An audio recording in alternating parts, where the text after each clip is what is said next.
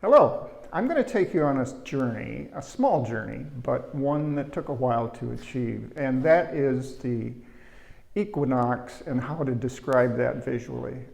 There were a lot of drawings and ideas, but until I hit upon using the zodiac, if you will, the signs that go back to about 500 BC, with the Mesopotamians, the Greeks that were developed, and that was really important because I could show Pisces, I could show Virgo, and I could show Leo. We have Pisces, which represents the spring equinox, usually in March, always in March for us, and we have Virgo, which represents the fall equinox. And the equinox, as I found out, is when the sunlight hits equally on the equator for us, and that means that there's an equal amount of light north and south of the equator. And once these seasons come in, then you have a journey of the sun to the south and a journey to the sun to the north.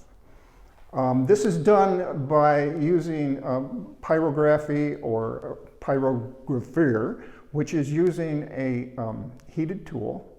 It's basically drawing with fire, and that's what I'm calling this, is drawing with fire.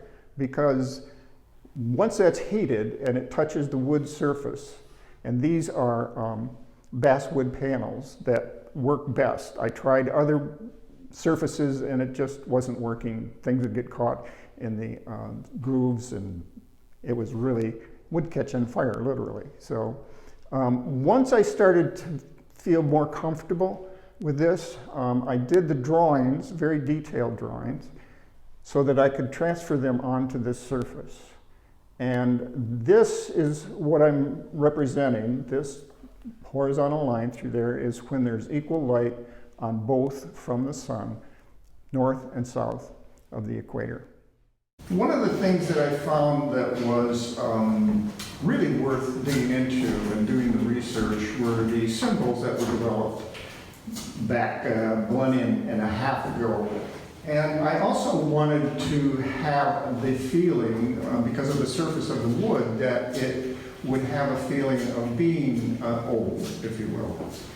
And once I found the right symbols for each month, March and September, and using Leo, which is a sun sign as well as fire, I found that the research on how to show these symbols was a bit daunting at first, and I didn't realize that it was going to be that difficult. But once I had it, and I felt that it was important to have detailed drawings because I'm very, very, very new at the pyrographic, and I just didn't want to make a move without knowing exactly where I was and where I was going and how long it was going to take me.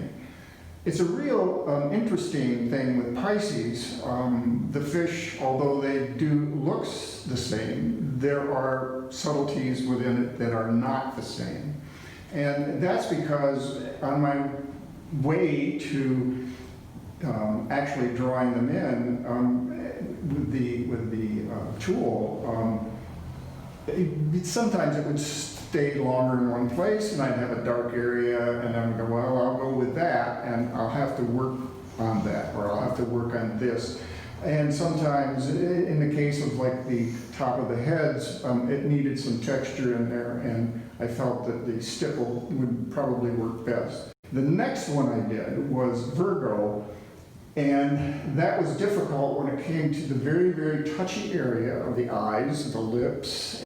Also, I deviated from the drawings because I felt it was important to show the whole moon, but not show the whole moon, and by just representing, having your eye travel in that circle.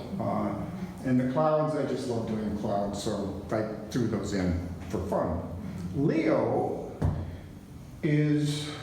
was very complicated and very difficult to make work. But once I adjusted to the fact that I'm literally drawing And it is something that I enjoy doing, that's all I have to do, is to understand values and understand accents and also the quality of the line.